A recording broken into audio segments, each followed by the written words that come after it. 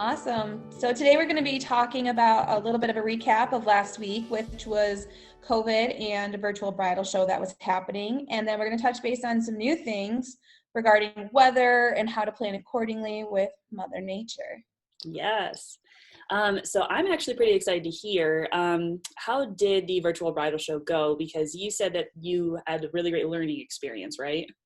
Yeah, it was. And I've already have been doing virtual consultations. So I Mm-hmm. felt like it was more of an impromptu consultation virtually. So not too different from that. Um, we had a really great turnout of people that were interested that wanted to start planning their wedding. And I think that I know the people that I talked with, I only talked to a few people during our actual time session, but I know all of them that I did talk to, they all said that they were newly engaged and they were looking to get married either most of them for 2021 if they can. And they know that with COVID, they need to get on top of it now because there are very limited availabilities for next year from the Yeah. couples that were already planning for next year, and then for the couples that had to postpone and change their plans. And so they pushed back their wedding a year, or they're Mm-hmm. celebrating in a bigger way next year. So next year is going to be a really big wedding season, and that means for couples that there's going to be very limited availability for them. So if you're thinking about having a 2021 wedding, you really need to get onto your wedding planning now before the biggest engagement season happens. And then as well as maybe consider if it's easier for you, you can take more time planning and saving to go to 2022 for your wedding plans. So just being very realistic with that, I think, is important. Yeah, for sure. And I think how many couples did you say there were? Because you said there were a couple hundred, right, who joined this, which is awesome. There was like 450 people who registered for the bridal show, which is Wow. insane. Like that's a lot. I Yeah. don't think that was expected, being the first time ever for a virtual bridal show. Right. I know I did not talk to that many people. Like I talked to a handful of people, but I know it was also a very short time frame. So they might have jumped on and needed to talk to all their vendors, but couldn't. And so, that's why we'll be sending follow-up emails to all the attendees. That's why they collect those emails so you can get more information afterwards. Mm-hmm. But yeah, I was really surprised there was that many people looking to wedding plan and get more information. Yeah, which is awesome. And I'm sure like it's the first event, so there's always ways to figure out like how to talk to more people. But 450 people. Wow. That's so cool to be able to have that many registered. Yeah, and I know that Grand Rapids Bride, they were talking about if they could possibly do an in-person event in January, or if they're going to do another virtual event. So that would be something that might be coming again soon in January of 2021. Mm-hmm. Awesome. All right. Well, I'm sure that you'll keep us all updated on what is happening with bridal shows as well. Because Absolutely. you're way better at knowing what's happening with things than I am, actually. I keep my ear to the ground, or Yeah. I don't extend it to keep it out in the air to hear. Like, Yeah. that's Yeah. whatever. Uh, I love it. Well, yeah, because you always keep me up to date on all of the happenings. But actually, speaking of some of the things that did happen, is like, so last week, I should say, we talked about COVID and what the newest executive order was going to look like. However, on Friday, that seemed to change a little bit because there seemed to be a transfer of power from just Governor Whitmer being able to make the decision to a bipartisan agreement, now within the Supreme Court ruling. So that's interesting. Yeah, I think that there's a lot of misdirection too, on just with the Supreme Court ruling.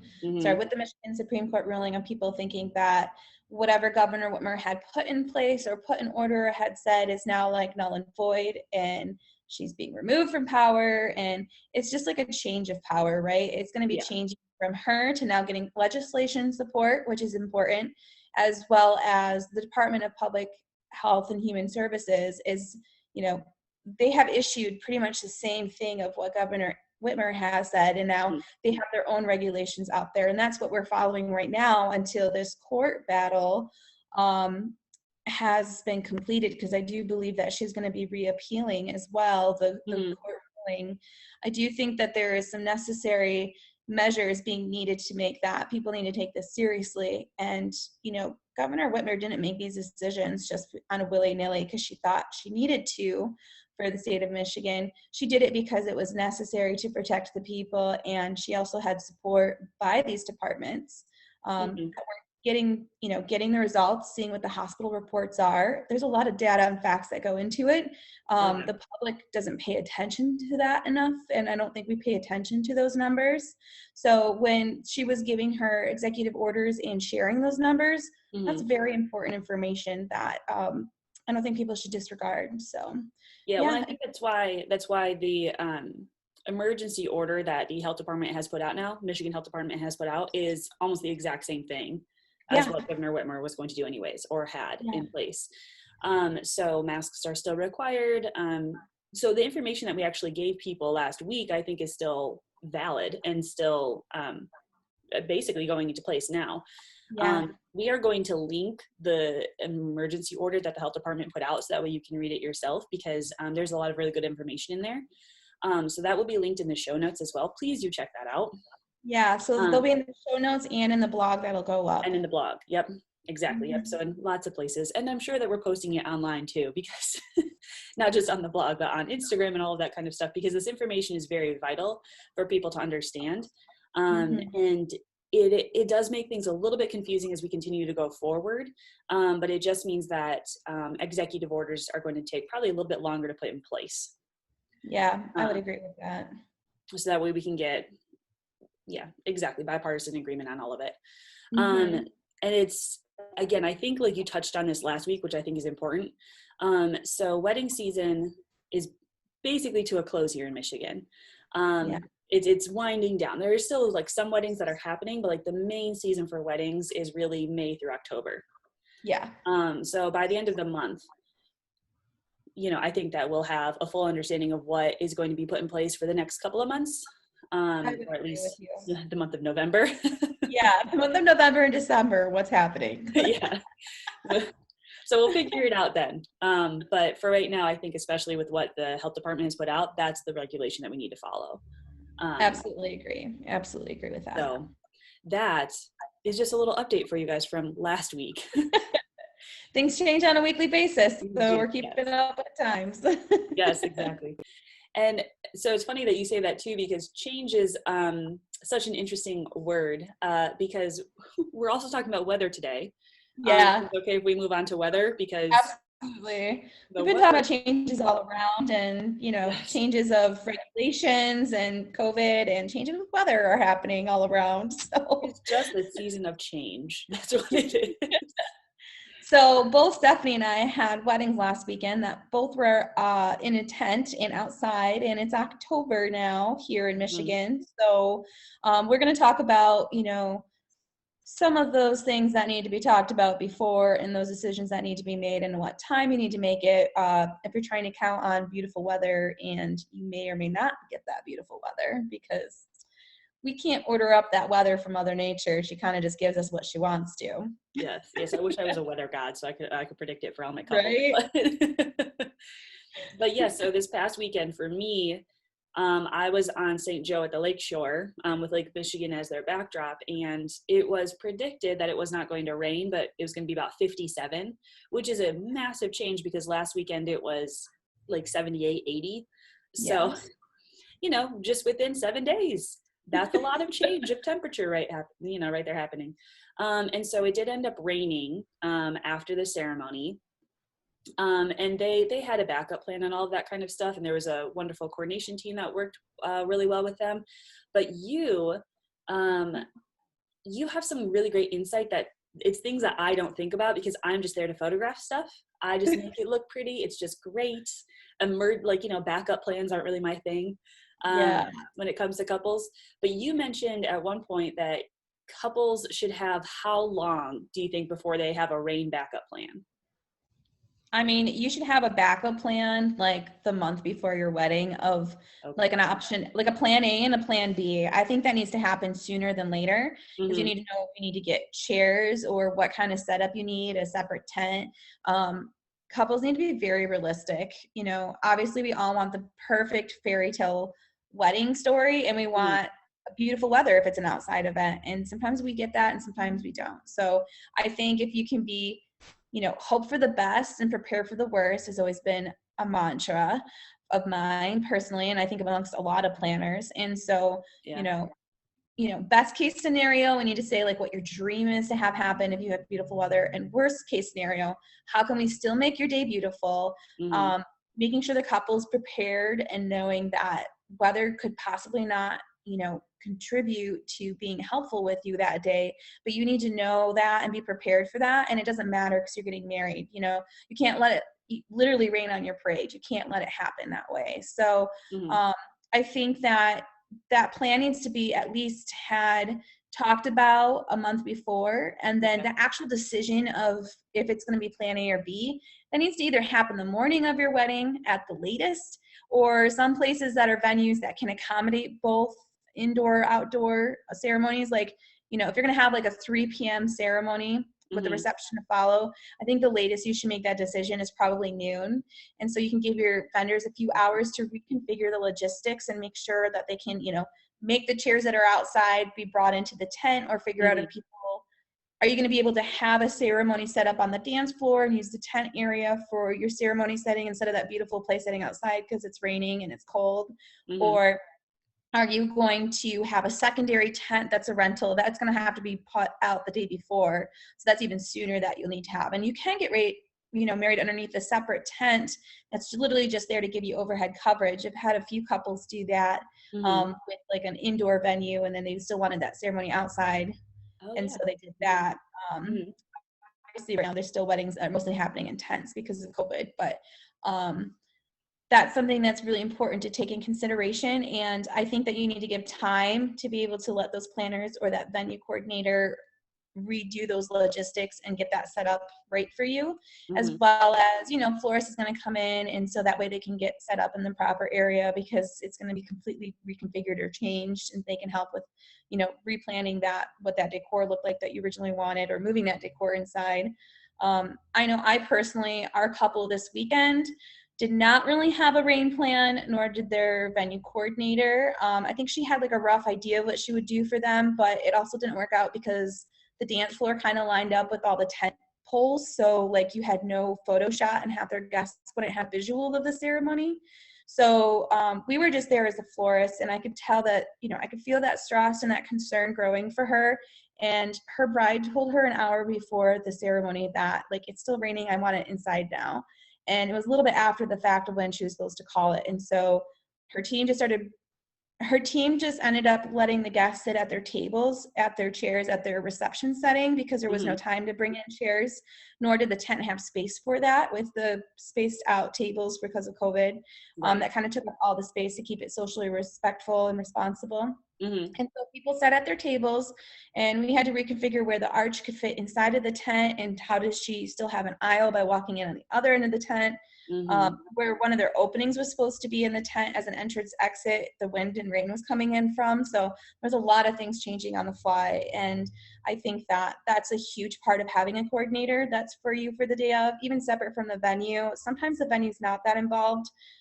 They're just there to turn the lights on. And that's just because that's what they're responsible for, is having a space for you. Each venue does it differently where they're more involved, but I know that to have that conversation is a really important one because they didn't have a plan. And I just jumped in with her knowing that we do coordination all the time, and I could sense her stress, and I just hope for good karma in the future. Like if I was ever in that stressful of a situation, I hope someone would just jump in and save me too. Like, so I just think she needed somebody to run logistics by, because like literally we're like, okay, there's 2 extra tables. Let's cut a table. Let's move the side table over here.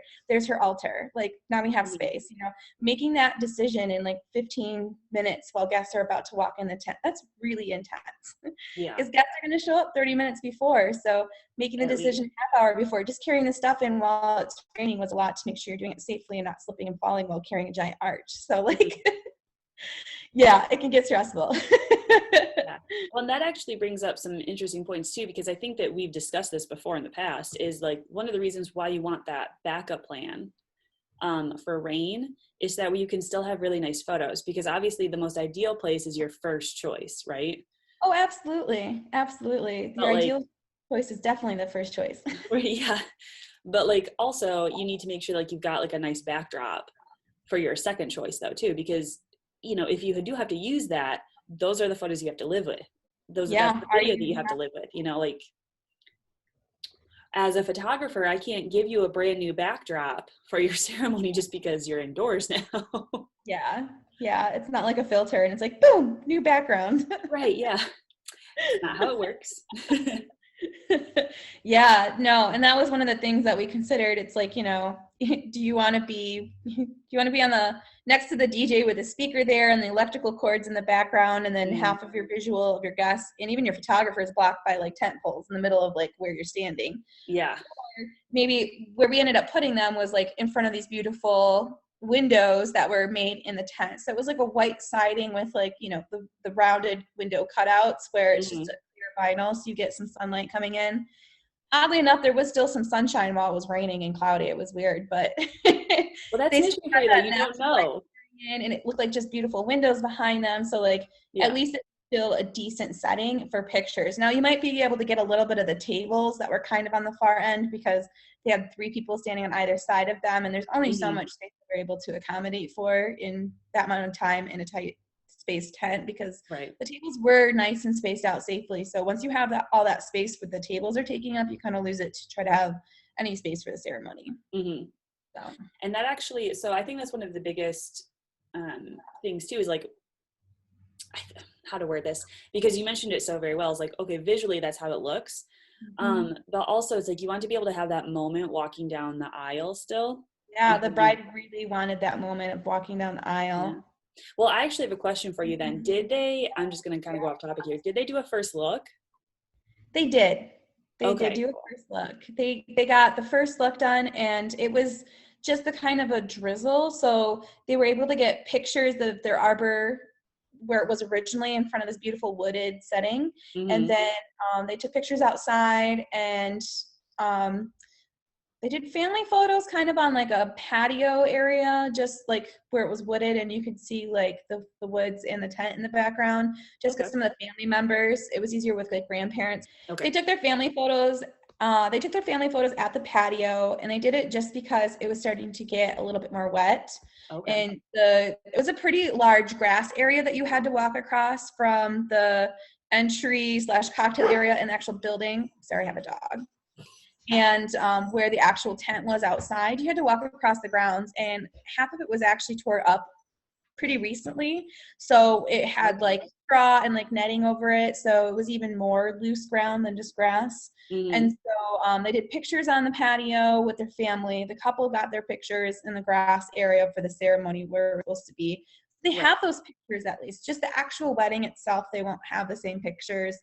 But for those family members, they did it on the patio, so then they could walk back to the front, and then they would be drived around to the concrete that the tent was on. It's actually really nice. Like a lot of tents aren't on, they aren't on normally solid concrete. So it was a beautiful area that they had pretty freshly paved concrete, so that's probably why the grass was torn up. But it was really nice. The tent was actually on concrete, and that was a pretty big surprise. A lot of tents aren't. They're just on the grass. So it was nice to have that, like, you know, it wasn't wet. You had this flat surface. So it was great for family members. I think it helped also with the heat, because they had 2 giant heaters pumping into with like these like giant like wide like filters, like vents pretty much pumping into the tent. And that was really nice. And they had everything accounted for with the heat and the concrete and the moisture, just not like the actual rain plan, like if it were to actually rain on them during the ceremony time. That's the only thing that they have accounted for. They did a pretty good job. It happens. Well, and so I think that's, I mean, logistically though, like coming at it from my standpoint, I think that you also brought up another good point is like, you can still get some of those similar photos that you were originally thinking of, but it's a little bit difficult, and it's a lot easier if you do a first look. So a lot of people think like a first look is, I think there's a stereotype against the first look because it's not traditional. However, logistically, a first look can make a lot of sense. And also, their first look, the weather was just drizzling, where later during their ceremony it was pouring. Huge, right? They actually got some pictures. It was the only time they were able to get pictures. So and so I mean that alone can make a massive difference. And so I think, again, like logistically, a first look can really make a lot of sense. And especially in like the month of October, November, especially in December, if you're getting married in December, I highly recommend the first look, just because the lighting is going to be a lot better during the day. And it's one of those moments where you don't know how it's going to look. And if you're coming into fall or spring and you're not doing a first look, I would highly recommend you rethink about that a little bit. Yeah, I would agree with you on that. And I also think, logistically, are you able to not see each other until you're walking down the aisle? I know this venue space had one entryway and only one private room, and that was like where they normally do events, like a banquet room. Yeah. So the groom was in the banquet room with the door shut. There's only so long that he can go without seeing the bride. Yeah. So there's really nowhere to hide them. So it was just for a short term amount of time until they did the first look that they had to hide them from each other, because other than that, there was really no room or space to. So that was nice that they accommodated that, and they took their pictures and they had that moment of just them. This couple was also more quiet and, more shy. So I think that was something that they really just wanted that moment for the two of them. And obviously people were kind of observing from upstairs or in the tent if they were going to check on the tent area. But I think it was nice for them to have that private moment between themselves as well. Yeah. Well, I've never met a couple who has done a first look who's regretted the first look. Right. Because it's that time of like, there's a lot of anticipation that's happening on the wedding day anyways and leading up to it. And now you can't see your favorite person that you're about to marry for most of the day. I mean, that's a long time to wait. Also, I don't think we got it for our personal wedding photos, but if you're really wanting to capture your groom's reaction in that moment, and that doesn't get, that doesn't get captured because people are all focusing on the bride, or if you only have one shooter and not two, there's a very small amount of time of when the groom is actually like reacting to seeing his bride the first time. And if you miss that moment, you won't have it recorded or on photograph. So, I think that's kind of a really special moment too, because that's what every moment I feel like every bride wants, is like to see that reaction on their groom or their partner's face. Mm-hmm. Sorry, I didn't mean to be saying just bride and groom. Trying to keep it neutral. I apologize. But yeah, every person wants to see the reaction on their partner's face when they walk down the aisle. You've built up your time to that moment, and I think it's really important to capture as well. That's a very personal moment. So. Oh yeah. Yeah. But actually, speaking of your own wedding photos too, happy 6-year anniversary to you two. Thank you. Yeah, our anniversary, we just had it. It was funny because being at that wedding and setting up, it was very much so like the weather of my wedding day. So oh, really? Cold and some rain. We got lucky that we got married inside of a beautiful restored barn. We couldn't open the doors because it was too windy and cold, but we were planning opening up the doors behind us for the lighting. We just dropped some fairy lights and had, this warm lighting happening. We got pictures outside, and it stopped raining for, during the ceremony and pictures and such, but it was really cold and windy.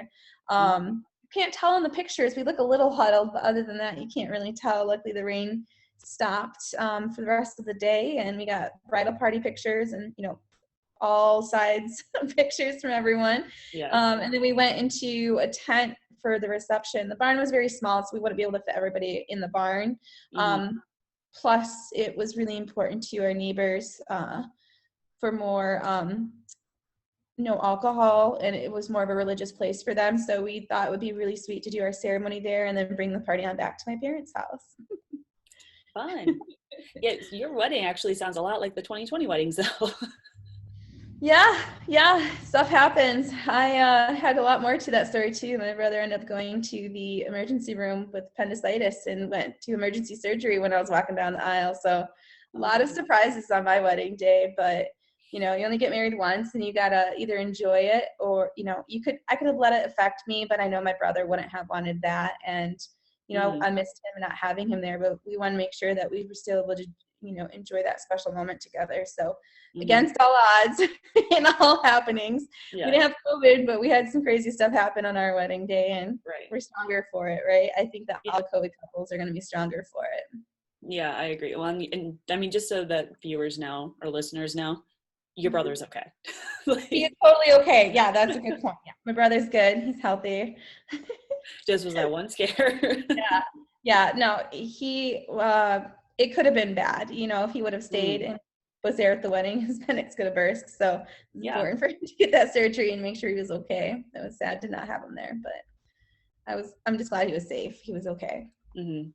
But yeah, I do agree though. Like a lot of what you experience on your wedding day is a lot of what couples, I think for 2020 and potentially 2021, depending on how things go, you can expect the unexpected for sure. Yeah. And I think it's a constant, like, just being able to roll with all of the punches that are going to happen. So like you said earlier. Yeah.